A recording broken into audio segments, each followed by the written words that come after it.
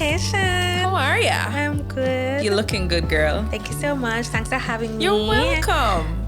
All right, so we're just gonna jump straight into it. Okay. How do you describe what you do to people who aren't in the online business world? That's very, very, very funny. I always start with saying something like, bank managers? Yeah. And hotel managers? Yeah. I do the same thing, but for businesses that are remote. Like for businesses that are 100% virtual, I make sure they keep running.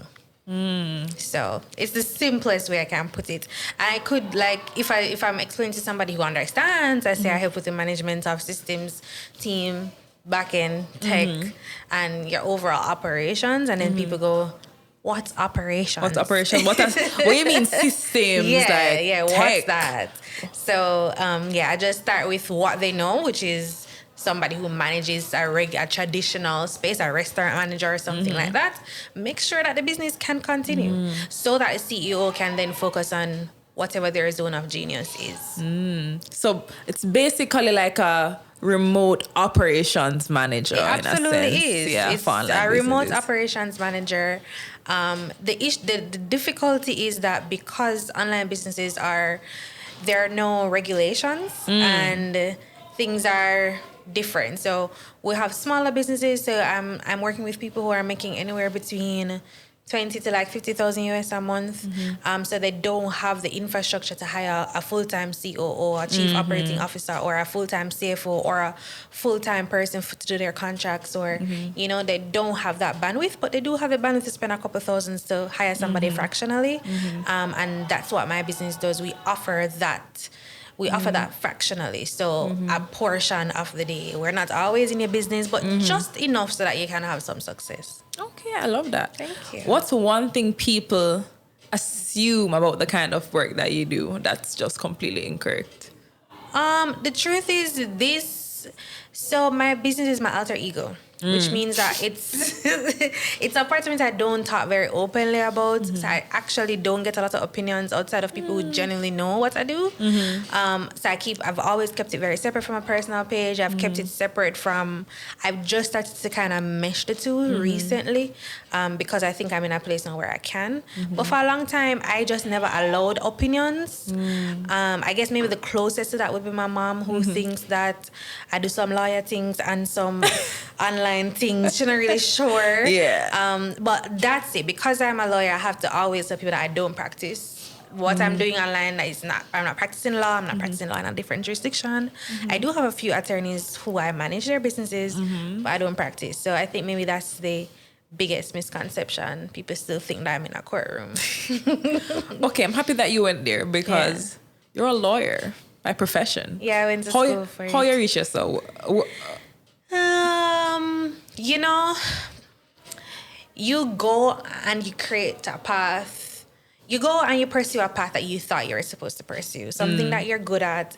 You kind of followed the traditional way of dropping into the arts, into the humanities section because, you're good at it. And if, back in high school, if you never do medicine, and you never like the sciences, and you never like business, which I wasn't a big business person, then the other pathway is a humanities pathway. For sure. You're top of your class, you end up doing law. Obviously. So I pursued law. I have an aunt who's a lawyer. I always thought it was just a dream career. And very, very quickly I learned otherwise. And it started first with just being at UE, and I never really liked the matter of the law in the way that everybody else liked it. And I remember a lecturer saying to me that your writing is a little bit too creative. I needed to write a little bit more black and white. This is not how you're not trying to write a story. And that's when I was in first year, but that's when I knew that even if I pursued law, I wouldn't be traditional. No. So I always knew that. I just never knew what it would look like. And I started some freelancing, did a freelancing all through university afterwards. And then after that, I was employed for 4 months. And I won't call the name of employment. I was employed for 4 months and decided that this life was not for me. At the time, I already had a business, a side hustle, and I just launched off in it, and I never looked back. And I think I am 100% not unemployable because there is no way I would. it's nice to know that you have something to fall back on, but I wouldn't choose it. So if you see me fall back on it, remember say, hard life take me. Real. Yeah. Real. So, but you said you were freelancing university. Like, what were you freelancing in? In UWE, I was doing some paralegal work. So I found Upwork and Fiverr very early. So those are freelance sites for anybody who's watching this who don't know. So I found Upwork and Fiverr very early. And I was doing some paralegal freelancing. I was doing some virtual assistant work, some social media, just light work. You earn like $10 an hour. Yeah. You get like a pocket money. So I started off there, spent a really long time in this space, just like dabbling in it. I never really needed the money, to be honest, but it was nice having that extra income. And that's where it all started, and that's where I was exposed to the online business space, which is an entire bubble all to itself. Are there any lessons that you learned the hard way early on? Yeah, many lessons. I think one of the first lessons I learned was that you have to be able to step out, because if you don't step out, nobody's going to come for you. And you have to carve your own path, because nobody's going to carve it for you. And I think that really stood out for me, because I decided to not go the traditional route. And for a long time, my people-pleasing tendencies, they were like, what people are going to think, or, these people who are watching or who've invested in you. But I realized the hard way that none of these people are getting it right anyways. And if you try to follow their advice, you're going to end up like them. A lot of them very, very miserable and unhappy with the path that they've chosen. And I learned that the hard way, because I really wanted to kind of hold on to that legal career that I thought I wanted. And if I never did, if I was supposed to let go of it early, I'm pretty sure I would have been further in business. Because of course, if you're not focusing and you're trying to straddle two things, then it kind of muddies the water. So that's one main one. I think that can be the one that kind of leaves us. Okay. So let's talk about your business focus. I know you're very big on female entrepreneurship, women-led businesses, et cetera, et cetera. How exactly do you support these women? I know previously, I know about your work. I'm a fan. So just tell the audience a bit more about exactly what it is you do. Like, what are systems? Why do we need them? Is it only for a certain kind of business? Like, what is that? That's a good question. Because my day-to-day looks so different for everybody and for every business. I'm a girl's girl. You know this. I've always been a girl's girl. I built an entire personal brand around that. I've always felt like woman ministry and just being in that space is where I thrive the most. So it was very easy for me to enter into this space of women in business. And because I felt like I understood them and I saw them in ways that a guy wouldn't be able to. I also learned pretty early that business and the rules of business, they weren't made for us. So business, even how employment works and the rules of employment, think about it. You should have a child and you must go to work 8 o'clock and you must come in 5 o'clock. What happens to the child? But it would work really well if you're a man, because you don't have, you're not breastfeeding, so you don't have when you have the milk that I don't have kids, by the way, but like you don't have that emotional connection with a child. You also don't have the societal pressure of making sure that everything is done. If for those of us who don't have children yet and you're married, or even if you're not married, you just have some of these societal expectations that are on you, and you realize that the entire system was just not created to facilitate that. Now, business, as you know, historically was a man's club. It was the guys in the business, and when the women came, they were expected to do business by those rules.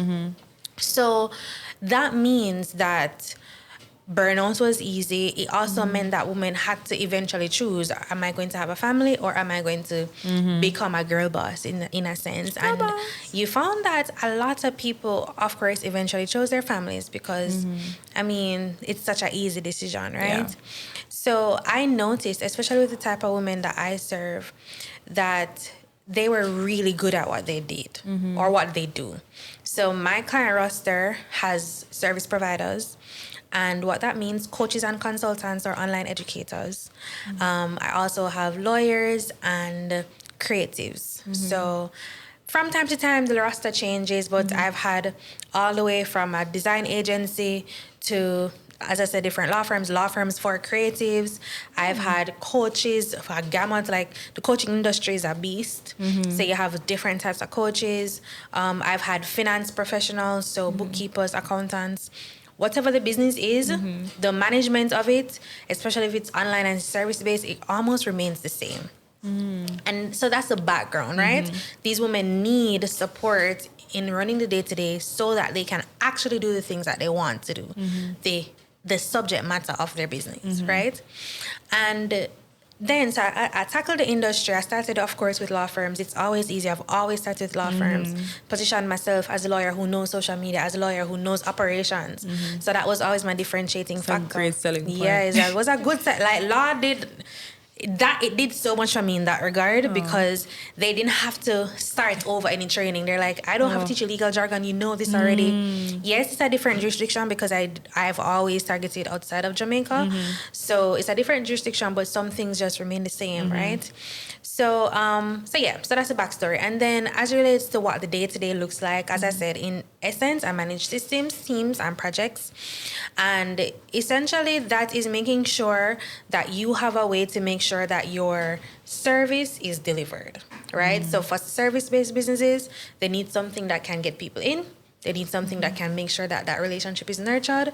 And then, of course, that after the relationship is nurtured, they're handing off properly. Like those are some of the core systems. You also need a marketing systems, a sales system, and then also a system to communicate, like some type of communication system. So you just making sure that the business, once the business has client delivery systems, marketing, sales, communication systems, some type of database management, you literally just rinse and repeat. The business can run day to day. And because those are so wide, my day-to-day looks so different. So on a regular day, I will wake up and I'll start my day. I will have a client meeting. It is the beginning of the quarter. We will plan the quarter so that we know exactly what we're trying to accomplish. We'll talk about major projects that they want to work on. And I'm helping you to get the project from idea all the way to execution, right? Because as visionaries, as CEOs, we have a lot of ideas. Lots of ideas. But getting them executed is not easy when you have 100 things thinking about. For sure. But when you have a project manager, then that person, keeps you up to speed, tries to see where they can fill in, checks in on deadlines, and makes sure that that thing gets done, right? So we have a quarterly meeting. This is just a regular day in my life. Then we're doing a lot of automations. Remember that these are fully these are fully online businesses. So we're making sure that as much as we can automate is automated so that we're cutting down work. So one of my promises is that I want to slash the CEOs that I work for, their work days in half, right? I want them to not have to do any admin work. So we do a lot of automation building, and then as well as we manage the people who are working with them. So I am the right hand. So I am the one who makes sure that you don't become the bottleneck. We create systems that can help to navigate the bottleneck. And then I also stand in the gap. Well, my team and I, because now I hire people to help me to execute. Clock it, yeah. So it's a really fulfilling space. Some of my clients have virtual assistants. They have other people who help them with the delivery, and I of course have to manage their projects and their work as well. Some clients don't have virtual assistants, right? So I have clients who don't have virtual assistants and they only have an operations person who is my team, and we do all of it. So we do some of the admin tasks because we're able to build systems to replace the need for a VA, depending on your business model, right? Okay. So you have some business models, especially in the coaching industry. It's so easy, so rinse and repeat. And I've done it, I can do it in my sleep, right? So if a coach comes on, I know exactly. I can look at your business and I can say, you don't need more than 20 hours of ops support, and you don't even need to have a VA. Because the truth is, you might have 3 to 4 hours of VA level tasks, because that's a whole other conversation difference between an OBM and a VA. But you may have 4 to 5 hours of those tasks. We can create systems to replace them and tackle them, and you don't even have to hire a second person, right? So that's why I say it's very different. What I do for my coaches, I don't do the same thing for my law firms. What I do for the agencies, I don't do the same for the bookkeepers. It's a wide gamut. This episode is brought to you by iPrint Jamaica, the team behind the digital billboards you just can't miss. Built on trust, powered by innovation. Want to launch something bold? Hit the link in our description and let them bring your campaign to life. The Koined Insights podcast is produced by Koined Digital, our in-house team of creatives, strategists, and storytellers. We don't just create content, we build brand ecosystems, podcasts, and campaigns that drive real engagement. If you want to produce something like this, or better, tap the link in the description to book a discovery call, and let's build something together. A quick shout out to our podcast sponsor, Rock Hotel Kingston, where creators and professionals meet style, comfort, and city views that keep the ideas flowing. If you're planning your next shoot, event, or just want a place to feel inspired, Rock is it. Book your next reservation online. Take a second to subscribe and share this episode with someone who's ready to level up. It helps more than you know and lets the algorithm know that these conversations matter to you. So actually, I would like to touch on that a bit. What is the difference, for those who don't know, between a virtual assistant and an OBM? Yes, that causes a lot of issues, and I think ultimately we need to look at what the end product is. Yeah. So a virtual assistant is somebody who helps you to execute tasks. You need to know what to give them to do. You need to be able to delegate effectively, and you need to know what direction you're going in. They're not a strategic partner. They're not an advisor. They don't hold the bottleneck, and you still remain as the bottleneck. Now, online business manager is a little bit of it's more higher level support. That's why it's a more expensive service. And what you do have is a strategic thought partner in your business. You're able to have somebody by your side when you are making business decisions. You have somebody to help you to look at the business strategically and make plans that make sense for profit, to increase productivity, and to increase, of course, your peace of mind. You never have to delegate to our OBM, a good one. A good one. Because you have some that are not good, okay? But you never have to delegate to our OBM. You can share, obviously, your goals and your thoughts and your dreams, but then they should be able to run with that and create their own set of systems. And they should be keeping you up to speed. So that's one of the main difference. One manages, strategic thought partner, the other one just executes. So they're just here to be your hands and feet. So if I have a business, right? And I've probably had my business for about 5-10 years now. Yeah. And I'm thinking about transitioning into something a bit more remote. My staff doesn't really need to be there. How would I determine if I need an OBM? Where do I look for an OBM? How do I determine if this person is even any good? Well, there are different ways that you can approach it. If you're transitioning from being in person to online, there are some key things that I recommend everybody have in that transition. You need something as a project management tool that you can actually get the work done. So I'm a ClickUp stand fan. This is not sponsored by ClickUp, but ClickUp. Call me. Let's get it. So I love ClickUp. Asana is also a pretty good one. Trello, whatever it is. I'm not biased at what you use to manage your projects. But if you have a team, you need to be managing the work somehow, or else you will always have to be catching up with deadlines. You'll always feel overwhelmed, and there is no central place where the work is done, right? So a project management system is always really good. And then, of course, your clients need somewhere to thrive. So if you have clients, you're going to need some contracts, you're going to need some webs. You need to have a space to manage that relationship. So that's going to be very important. You'll also need a space to manage communication. So whether we're going to do Gmail, G Suite, or Outlook, I hate Outlook, but you're going to need something like that. You're going to need something for database management, whether it's going to be a spreadsheet or Airtable sheet or whatever like that. So those are some of the key. Yeah, Airtable. So those are some of the key areas that you need to transition. And I would definitely recommend getting somebody to help with that. I've never transitioned somebody who's in person to online, but I have worked with somebody who has a hybrid business where, they had like in-person element and an online element, and having the online element made the in-person element a lot smoother and a lot better, because there's this big A word called accountability, and it's easier to do it when you have systems that help you to do it, right? You no longer have to be the harsh person or the complicated person, because the automations do it for you. And how can you get mad at little robots, right? Like, just give them little names. Like, you can't get mad at them. So that's one that I would recommend, having those, knowing that you need those core systems. And you're talking about how do you know who to choose. Definitely need either a system strategy, so you don't necessarily need an OBM. So an OBM helps you with the day-to-day, but you can get like a system strategist. I do that too sometimes, but not really, because I prefer to focus on longer term clients.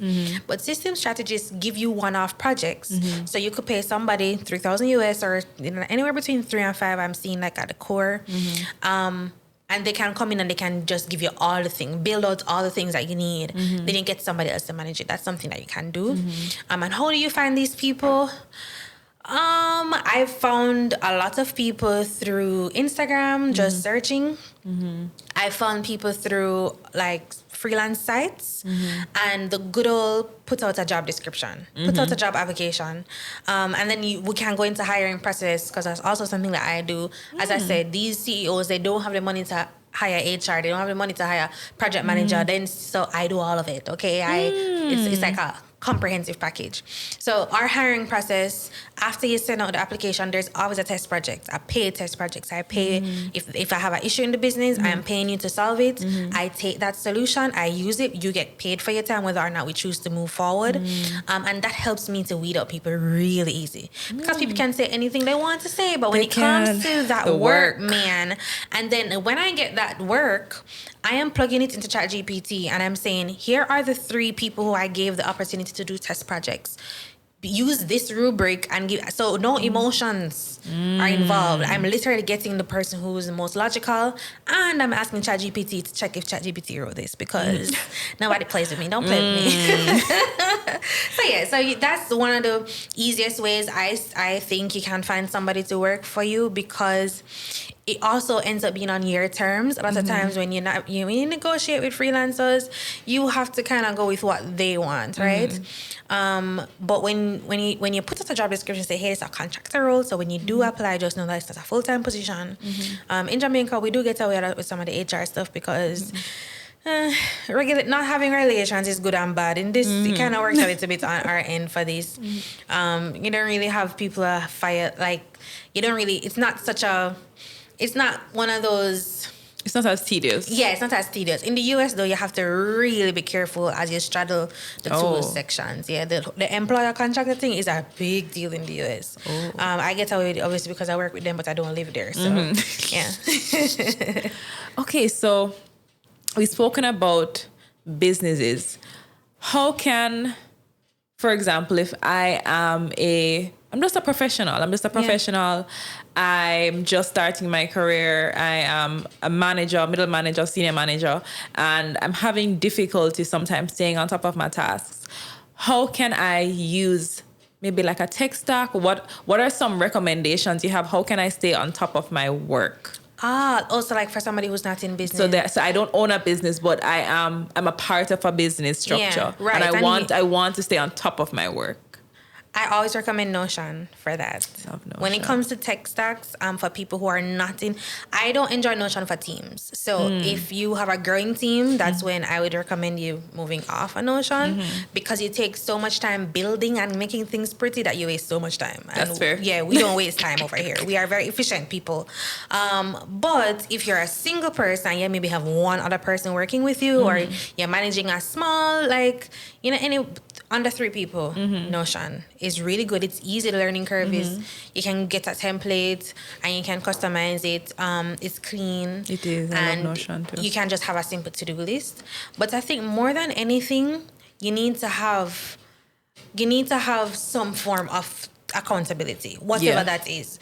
I don't like to start with tech, because I think the tech is the addition. It doesn't solve the issue. It doesn't solve the fact that you don't have discipline. It doesn't solve the fact that you can't take accountability for nothing, that you're procrastinating. Or that you have poor time management. Yeah, poor time management. Tech is what helps you to make those things better. So at the root of it, we have to figure out what your actual issue is. Are you having an issue with prioritizing tasks? Are you having an issue with time blocking? Or are you having a boundaries issue? Like, we have to look beyond that and then create systems for that. Systems don't equate to tech. Systems mean general processes. So how are you going to get this done? That's it. So how you put on your shoes is a system. How you get ready in the morning, your morning routine is a system. Like your nighttime routine is a system, because you have a step-by-step process that you get things done. Now, the reason I don't like to start with tech is because sometimes people go into tech, they download Notion, they download Asana, they download ClickUp, and they're like, oh, this is going to change my life. But no, boo-boo. That does not change your life, okay? So you start with understanding how you're going to accomplish this thing. What are you going to do in the mornings? What are you going to do in the afternoons? How will you even manage your days? And being very honest with your time. You know, one of the things I do is that I plan every single hour of the working day. I even have like a potential night shift if I feel like. So that when I do have that energy, I don't have to be wondering what needs to get done. I have a list of things that I could potentially do, right? And that has been very helpful. And I do that in a notebook. So even though I talk about all these things, in the mornings, my routine is that after I have worship, I look at my calendar and I take out my notebook and I write down my to-do list. Not manually. I don't use a digital to-do list. Really? No, I don't. I use a digital a task list. So for example, if I know that between 12 and 3 is client work, then I go and click up where the client work exists. So then I have deadlines. What's today? But my overall day, I just have too many components in my life to use a task list, because then I have like a business part, and then I have the personal brand, and then so it would be too much. And then you have the household things, and so that's so helpful, because sometimes so I'm just like, whoa. Yeah, it's a lot. And then also I don't go into my work apps until it's work time. Because when you work from home, you have to set very strict boundaries. For sure. So it wouldn't make sense. I have a to-do list on ClickUp when after 4 o'clock I am not on ClickUp, but then there are things to get done after 4 o'clock. For sure. Because you have to put in the other stuff. Or even before, like walk the dog. There's a slot for that.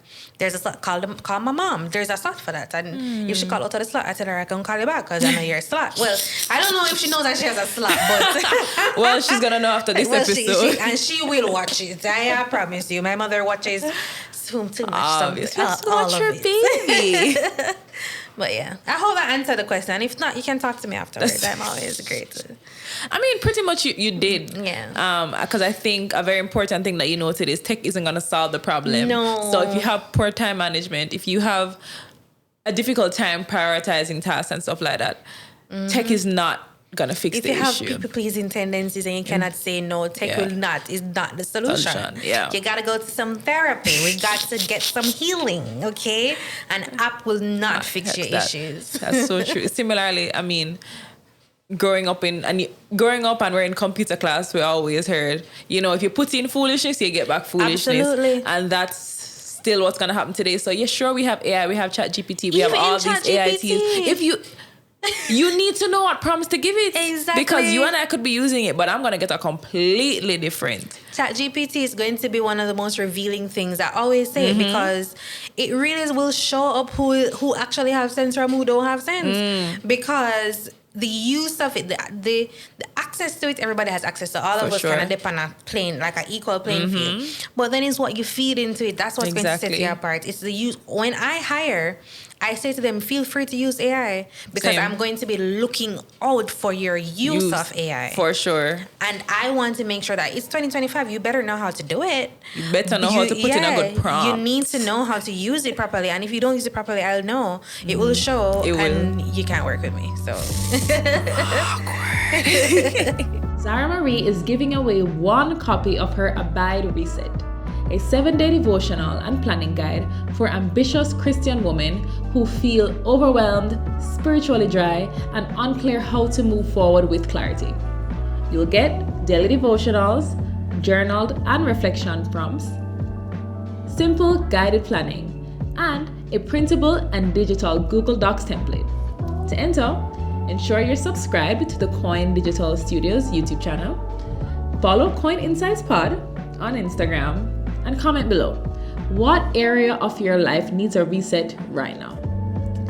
Use the hashtags Abide and Koined Insights.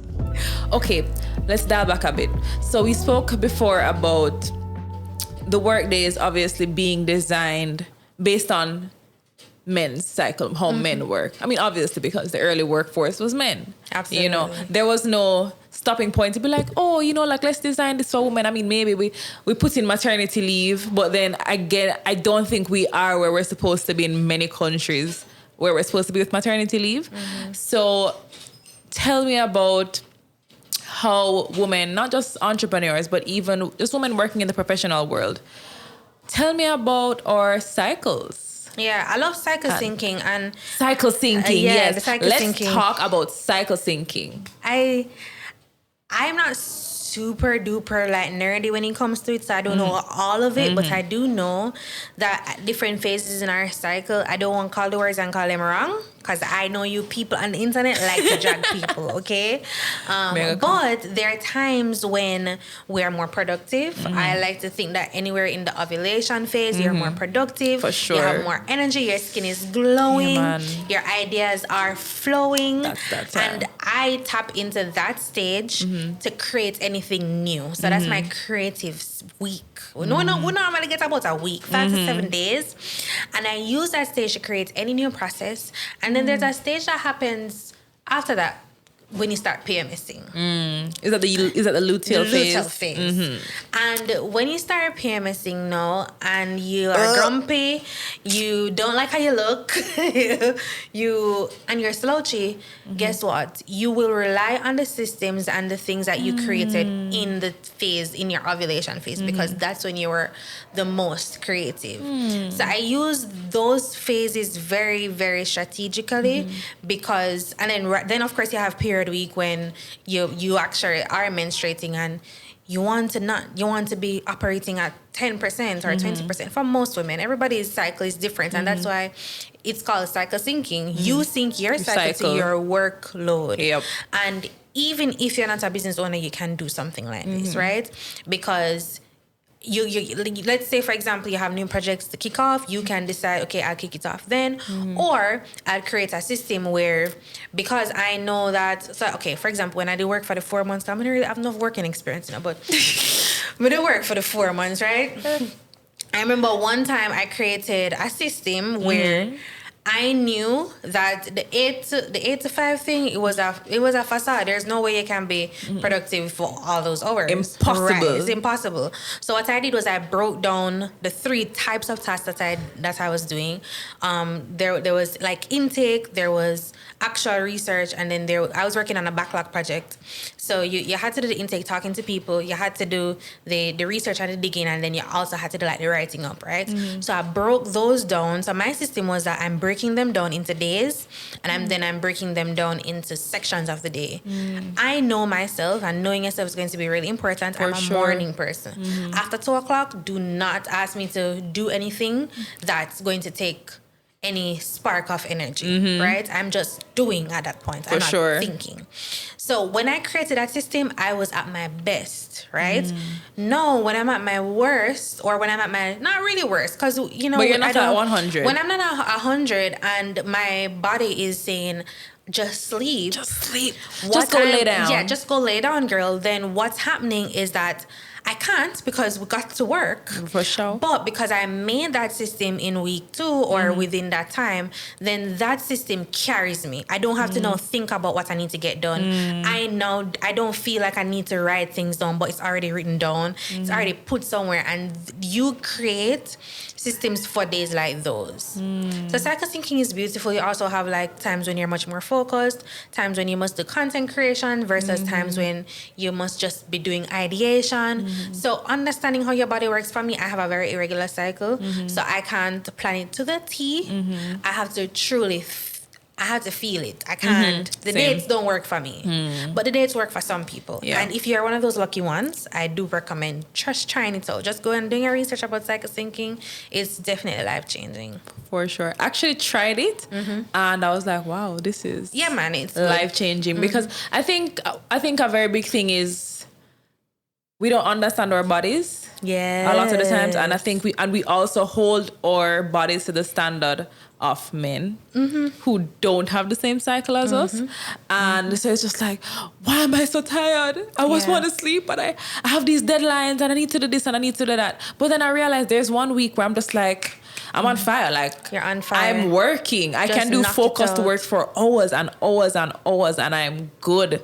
But then Yeah. there's another week where I just have like 50% to give you, and then I only have 20% to give you another week. So definitely, ladies, look into cycle syncing. Men, Look into cycle look syncing. into cycle syncing. Absolutely, because then that's how you're going to be able to support your partner, Yep. and not just like your intimate partner, but your partners in business. For sure. The women in your workplace. If you have like an immediate senior or an immediate junior, just somebody you work with very closely, it's interesting to look into it and to see how best you can get the best out of the people who you work with. For sure. Okay, so I love that we brought that up. Let's go into maternity leave. Ooh. Yeah. So obviously, if you're working a 9 to 5, maternity leave is a bit more Streamlined. Yeah, it's a bit more streamlined. Yeah. It's pretty much more straightforward. But for the female entrepreneurs who are preparing to have children, maybe you've just had a child or you're planning in the future for children, we don't necessarily have that, I guess, safety net. Yeah, we have nothing. We don't have that safety net. It's not streamlined. How do you really plan for maternity leave as an entrepreneur? What does that look like? What does that look like? So I've been asked for a grandchild and a babe to give people grandchildren and For babies. sure. Since the moment we've been married, and we're 3 years in, so it hasn't been that long of a time. But one of my biggest things was that I don't think that I'm in a position, not just financially, but emotionally, and I don't have the capacity to bring a child into this world, right? And the reason for this is because I have no plan B. We don't have health insurance. We have to get independent health insurance. We don't have any maternity leave provisions. And when you are running a business and you are the leader, then you now have to make a decision. Am I going to pause this business to bring a family into this world, or am I going to just decide to not have children? I've always known that I want to have kids. Hopefully I'll be able to have them naturally. If not, I will adopt. I'm not one of them people that were like, I'm tired. If I don't have them naturally, I won't have them. But I know that I want kids in my life. And as I looked at my trajectory and my future, I'm like, but I also know the type of mom I want to be, and it is not the stay-at-home version. I remember saying, I tell you, I'm unemployable. So because I have very specific conditions I like to work in. For sure. You have to be efficient. You have to be productive. You have to can pay me a certain amount of money. And most places, especially in Jamaica, will not provide me with that. For sure. So if I can provide it for myself, sure. And I also know that I want to work on part-time hours, right? So I want to be able to make a full-time income in a way that's comfortable for me on part-time hours. The only way I can do that is for myself. For sure. Or if I get, anyways. A really, really nice boss. Yeah. So I started looking on resources. I'm like, okay, I'm a planner. So what if I planned ahead? I started looking at resources. There were no resources. Very, very few resources to help you to put this together. And then I had a client who wanted maternity leave planning, and I started doing some research for her. She's an attorney. She's a trademark and business attorney, and I was like, don't worry about it, I'll figure it out. And I came up with the BABY framework, which is the baby framework. And it's a baby framework for maternity leave planning for entrepreneurs. And what that looks like is that if you are even thinking about children and you're a female entrepreneur, even a male entrepreneur, and you can use it, even though I really talk about maternity leave, not paternity leave, but the principles But you and remain. your wife could be running a business. You still have to think about that. The principles remain the same. And what that does is that it breaks down your desires to be. It adjusts the business to fit your desires. So does your business currently give you the freedom and flexibility that you want? Yes or no? If no, we need to adjust the business so that it will be able to in 2 years' time. So the earlier you can start planning, the better. The third B is the building of the actual plan, and then the Y is yielding, so that you can test it to see if it works. And I came up with that framework, and I did it for our clients, and ever since then, I became the maternity leave planning girl. And people are telling their friends, and I'm planning maternity leave. Right now, I have 3 clients who I'm preparing for maternity. Well, I just signed a new one yesterday, so 4 clients who 2 are far out, so they want to have kids in the next year and a half. 2 are pregnant. They're having kids this year. So I became the person, the go-to person. Leave girl. Yeah, the girl who plans maternity. And I don't even have kids, right? And I always say, I'm in the first stage, okay? My OBM is actually implementing the maternity leave plan for me because I want to have kids the next 2 years or so. So, and that has a lot to do with how my business is currently structured and the team that I have now, the reason I can come on this podcast and my clients don't feel it because work is being done. And that is in line with the maternity leave plan. Yeah, so that's what happened. And I also decided that I'm going to launch like a done for you thing so that everybody could have access to it.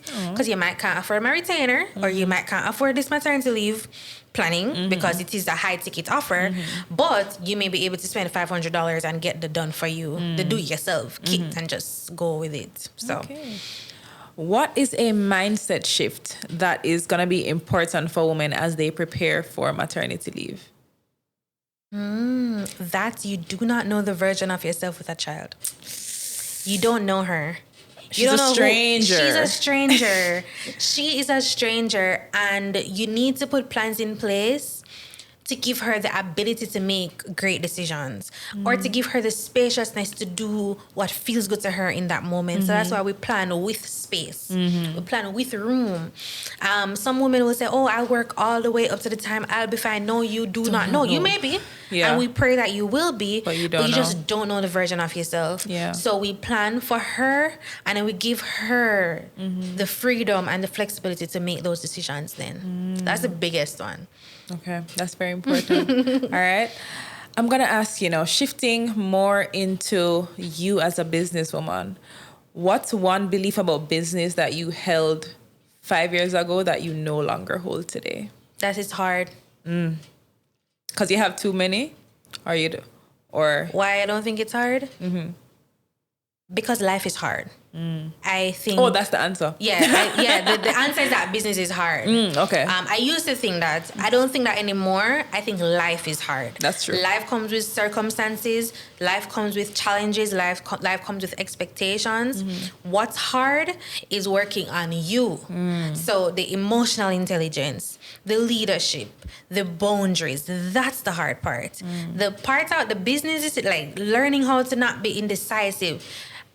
After we can, you see, if you can tackle them something there, business becomes so easy. It's the other things you have to worry about. And that's why people can come up with business ideas over and over and start. And that's why I have if it was so hard, why would I have so many rich people? Like, who are doing really well and they just keep on rolling it out. It's the deeper things. It's the mindset work. It's the shifts. It's the personal character development. That's the ridiculously hard part. And whether or not you're in business, you're going to have to deal with those anyways. Right? So if you are in a 9 to 5, you're going to have to deal with those. If you are a stay-at-home person, you're going to have to deal with those. Or if you're in a business, you're going to have to deal with those. And I think after we've dealt with those things, and of course, it's not a one-time dealing with, and of course, surrendering to the Holy Spirit. But once those core components are dealt with, the actual running of the business, you can hire somebody for it, Yeah. It's not hard, I think, yeah. So that's one of the biggest mindset shifts. And a second one is the shift that I'm not worth it. Right? And for me, it was when I started charging. And let's talk about that. Yeah. And when you're a Jamaican and you're playing in the international space, it's easy for you to say, oh, I can charge cheaper because, or, I live in Jamaica. Yes, you're going to be fair. And because we have the opportunity to live in a country where the US can stretch a little further, you can maybe give a little discount that your counterparts won't just because of cost of living. However, I am worth just as much as anybody, no matter where they are, because I'm delivering the service. at a high quality. And that was something that I had to also regulate my nervous system around, because being able to boldly just tell somebody that, hey, this is my price and my price is my price. It didn't come easy for me. It didn't come easy for me because I'm a people pleaser. I had to deal with a lot of those people pleasing tendencies. And I also had to deal with the mindset shift that I didn't go to school for this. This is something that I taught myself. This is something that I learned along the way. And maybe I need another training before I can charge more. Or maybe I need to go do an MBA. Like I've had to coach myself outside of that because I am more than worth it. I have the client proof to do. Like I have the portfolio. And then shifting from that perspective has really anchored me in confidence. So You worked with a lot of coaches, business coaches, all sorts of coaches. So based on things you've learned from them and also what you've learned being an entrepreneur, what is a hard truth about success that people aren't ready to hear? The one rough. What's a hard truth about success that people aren't ready to hear? Wow. I think that question, let me think about it a little bit. You can think about it, girl. Yeah, because I want to answer it good.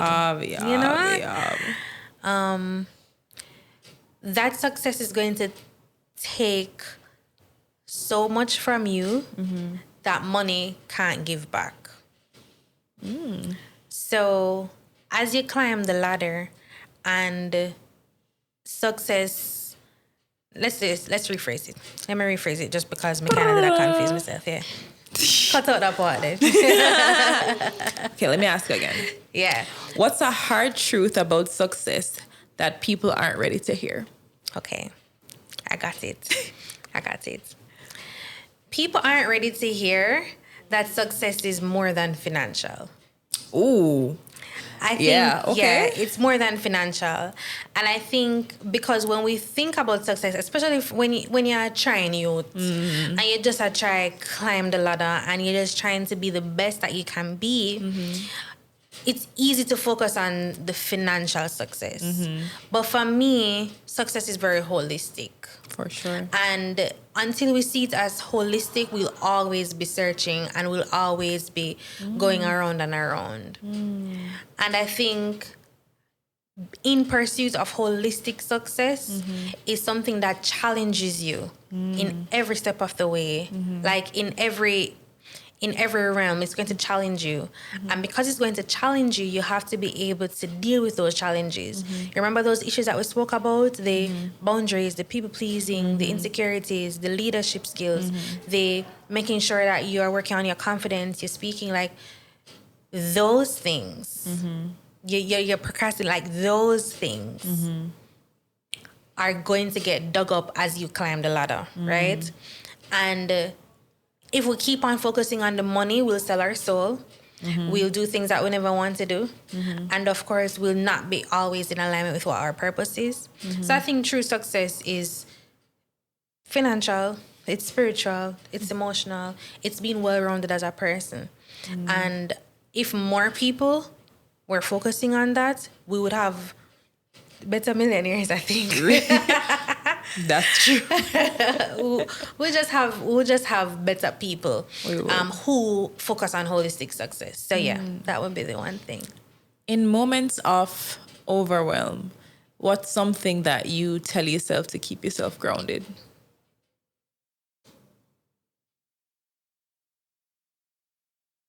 God will work it out. Really? No. Mic drop. That's it. That really is it. Having my business is grounded in my faith, and because my purpose for business is to spread the gospel. So like my underscoring purpose, I think more Christians should be wealthy. I think more Christians should have money because the only money makes things happen. And when Jesus left earth, he gave us 2 commandments: to love God, love people. Period. That's it. He said, go make disciples. Go ye therefore and make disciples. Go preach and teach to all nations. Preach and teach to all nations don't happen with water and air. You need to fund it. I need a plane ticket. I need a plane ticket, honey. Okay? You need to fund it. So I think underscoring that has really grounded me, because I know that I want to make money for a purpose that's bigger than me. And if these issues are happening right now, or if I'm feeling overwhelmed, God knows the plan. He sees the entire roadmap. And if I could see the end from the beginning, I wouldn't need Jesus. I wouldn't need God. But because I know that He has it figured out, when things are crippling, I just let it go. Because obviously I don't have control over this, and there's nothing I can do. So that really grounds me. God will work so always grounds me. 1 Corinthians 10 verse 31, one of my favorite verse, says that whatever you do, whether you eat or drink, do it all for the honor and glory of God. And that has been my guiding light verse for maybe the past 6-7 years. And I hold it very dear to my heart, because it helps me to stay focused on the mission. And every time I feel, because I get overwhelmed like anybody else, I am a pretty calm person in general, so I get overwhelmed, and prayer journaling helps me a lot. And I always start off with that verse, because this is why I do what I do. You know, there's a seek ye first the kingdom of God. This is why I do what I do. So that's what grounds me. What is one boundary or shift that you wish more people would implement in their work life? People pleasing. Because at the end of the day, it's you and God alone. I was even talking to my husband about this week, because he's a doctor, so he gives a lot. Yeah. And we are in a very chaotic medical system, so he gives a whole lot. And I was saying to him that you have to understand that for you, there are actually real emergencies. For me, there are no real emergencies. No real emergencies. I say that all the time. I was like, there's no real... I was like, we work in marketing. It's never that serious. It's never that serious. So in the corporate world and the business world, there are no real emergencies. Yeah. There are some things that are very urgent, though. Sure. Especially if it costs you money. For sure. Because one comma can be the difference between $1 million and 100,000. For sure. So definitely... people pleasing is one of the things. So what I was backtracking, I was saying that he actually has emergencies. And, he was really tired. He was working like a 36 hours straight. And I was saying to him, you have to differentiate between what's urgent and what's an emergency. For sure. And once you learn to do that, it doesn't matter what anybody else has to say or who's going to be disappointed or whatever. Just do your job and differentiate between what's an emergency and what's urgent. And for me, that's one of the biggest shifts, because I'm going to do what I need to do, and you can do what you need to do. I'm going to deliver what I promised, but I'm going to make sure that I put my health and my well-being first. For sure. Okay. I'm just going to ask you some quick fire questions. Okay. You can just answer. Just tell me what comes to mind. What's the first big win in business that made it feel real? When the first client paid me over $1,000, that was the first. Like, I can't believe. Like, the money actually reflecting. Yeah, if it was $1,500, I can't never forget. It was the first client. I remember her right now. She's a friend. I was like, whoa. You pay me for true? You pay me for true? Yeah, that was the first big win. What's one business mistake that taught you the most? Trying to be an expert in an area that I didn't do yet. I was just, I'm going to teach this. And I didn't have enough experience. But it taught me a whole lot, because it showed me, one, that I never know much. 2, it showed me a lot about the market. And 3, yes, it cost me some money, because obviously I pumped some money in it. But it also showed me that what you put in is what you get out. And you need to put in more, especially if you're going to position yourself as an expert. So for sure. One business habit that you swear by? Planning. And sticking to the plan. Yeah, never fail me yet. What is the best investment that you have made, and it doesn't have to be financial? Made in myself or in my business? In your life. Maybe therapy. Yeah. Why is that? Therapy and business coaching, for sure. Both of them, I think, Go hand in hand. Hand in hand, yeah. Why? because it helps you to become a better person. It helps you to deal with the underlying issues that you have. And then it also helps you to become a better version of yourself. And I mean, I always have like a Christian therapist, and I'm always in some coaching program. I'm always learning something. As I was telling you before, that whenever I need to learn something, I go find a coach, because I don't have the time to sit down and watch YouTube videos, because all free content is tied to paid content. For sure. There it is. And that's where the real sauce is. That's where the real, yeah. So everything you see on the internet that's free, there is something paid somewhere there. I don't have the time to sit down and sift through things. I would rather pay somebody to just tell me what the shortcut is. And it has reaped rewards over and over and over again. I love that. Touching on mentorship. Yeah. I understand that you have something coming out. You want to tell the people about that? Yes. So I have a membership that's coming up called Abide. It's a membership for Christian women who want to grow in their purpose. We're going to be having a spiritual development section, a business development section, and also just a personal development section, so that if you don't do business, you can get from the personal development section. We're going to be having one Bible study per week, one Bible study per month, and then one actual training per month. So in one of the areas, the membership will come pre-done with some courses that you can take, some like a Bible study course, like a personal, and then we'll add per month different ones to that. So that's what that membership is going to be like. And then so that's a standard element. There will be a VIP element where you do get some hot seat like business coaching, and that one comes with co-working session. So we're in this great space. I was like, how much is this? Because so that comes with something a bit more in person. That's a little bit more personal. The VIP one is better for people who want a little bit more direct access. Founders rate is $35 US for the standard and $97 for the VIP, just because a little bit more high touch. You get to actually submit your plans, and you have somebody looking at the plans, and we talk with the coaching back and forth. So that's something that I'm very excited about. We have a soft launch coming in May, and then the official launch at our brunch on June 29th, the Dear Church Girl brunch. So that's really fun. I've been wanting to do something low ticket for my community for a while. I coach a lot in my DMs. My DMs are always full. I have a lot of great conversations. But I think it has now come to the time where if I can't hire support, I either gonna have to shut down the page, or we do a membership so I can hire help. So I struggle a lot with the fact that, I don't want anybody to pay for ministry, but that's why we've added other elements to it. We've added the other trainings and so yeah, that's it. If you want to join, you'll see the link in my bio soon. I need to make it.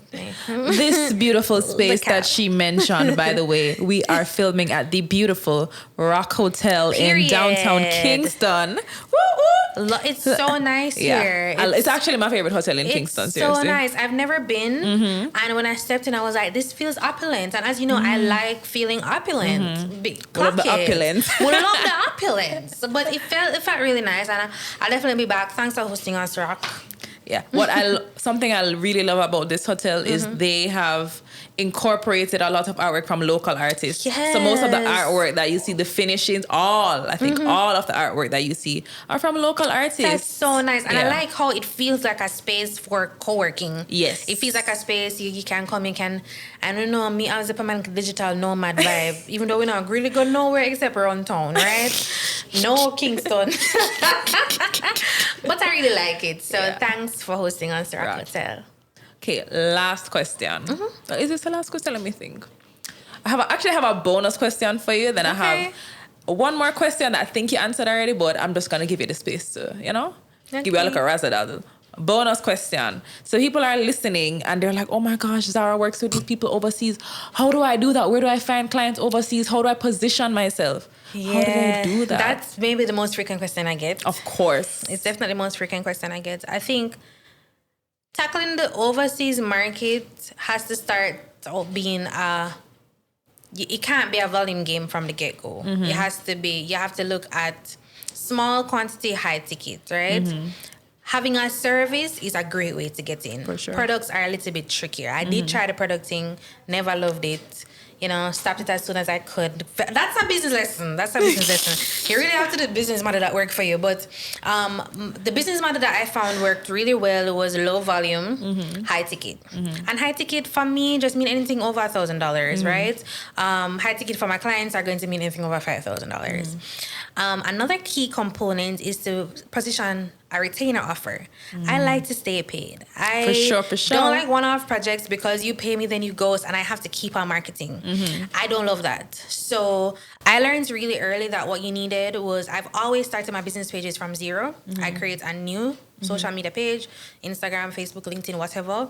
And then I surround myself with people who I want to work with. I talk to them, I network with them, I communicate with them.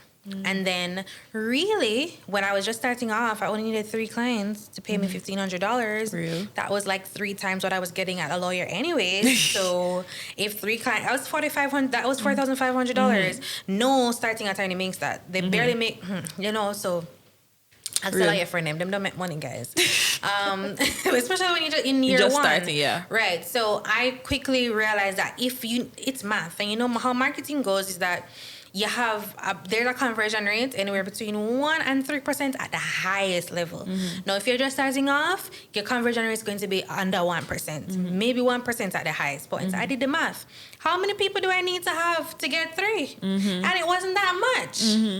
So if you need 3 and you want, how much of that? 300, right? Yeah, how much of the 1% at 300 a month? You man, that. Yeah. I'm not 30. No. So I'm not Matt's podcast. So you need 30. No, we're getting it right because we don't want to people them say we don't and say. Yeah, right. So we were right. So we were right. We're gonna go to school. Yeah. So right. So you never needed a big audience. Exactly. So I focused on a core group of people, and then from there it just started to roll out. I also, as I said, separated the pages. So I remember saying, I had a page with 500 people, and that page kept me paid for like 2 years. And the page with 15,000 people, I earned $0 other than brand. I used to get some brand collabs when I used to want to work with brands, but I don't really, brands are weird. So when I was like, I'm going to stop the influencer thing and I'm going to focus on, making my own money, I was like, I'm going to focus on this page. And it worked, positioning yourself as an expert, reaching out to people, just showing up in their spaces. That has been very beneficial, and actually making friends. So like I had a client yesterday that I converted, that I got a retainer for. A friend referred her, a friend who lives in the States, who I met through the online space. So you get, after a while, just be yourself, tackle new markets, follow the people who you would want to work with, people who are in complementary industries as well. So when I was a social media manager, I was friends with some copywriters, I was friends with some email specialists, because then we refer each other. Yeah, nice. So that's one of the, there are so many other ways. Yeah. In-person conferences also help a lot, because you end up being the only person in the room with the accent, and you become the star of the show. Like, oh my God, you're Jamaican, you're so exotic. Yes, and also even deciding to not twang, right? For sure. That was a stance I took when I started making content. I was like, I'm not going to talk like anybody other than myself. For sure. And I stood out, and people loved it. And they're like, so yeah, I could talk so much about this. We'll talk about it in membership though. Clack it. Okay, last question. Yeah.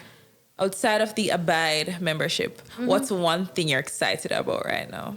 The brunch, we do have, it's sold out. It's in Mandeville, June 29th. It's sold out within like 2 days. I saw. Yeah, it just come and it just, the girl them, they were not playing. Them buy the tickets. Yeah, they buy the tickets. They ate them up immediately. So I'm excited about the brunch.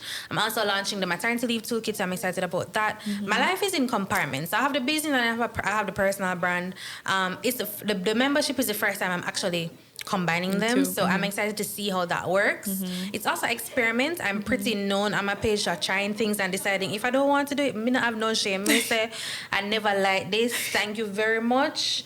This was good. I will give you what you paid for and I will close it down. Yeah. So I'm excited about trying and entering into this new, like a new version of me that I've never seen her before. I don't know who she is. So yeah, a lot is happening. A lot is happening. Last question. I'm just going to ask to leave an encouragement for a young woman who is probably just starting out in her career within the last 5 years, and she doesn't know what to do next. She doesn't know what's upcoming. Like, what's an encouragement that you would give to her? Oh, wow. Write your own story. You are the main character, and never let anybody diminish the space that you take up.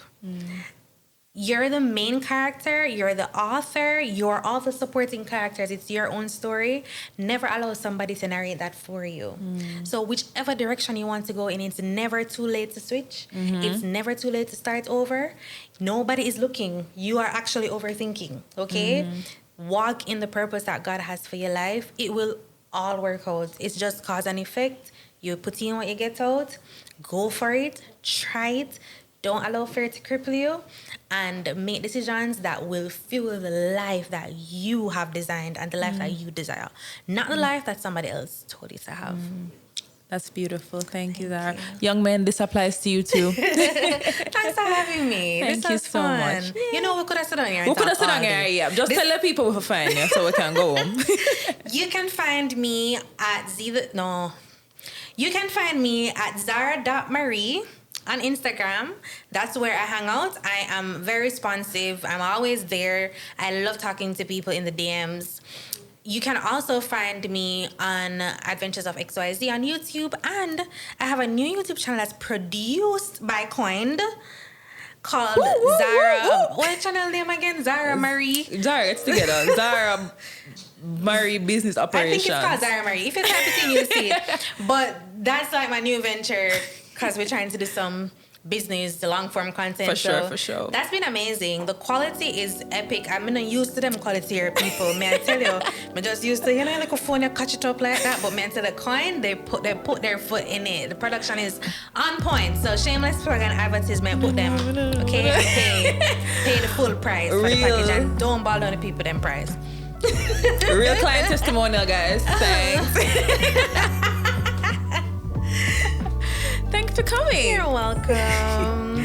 See you next time on Koined Insights. Bye.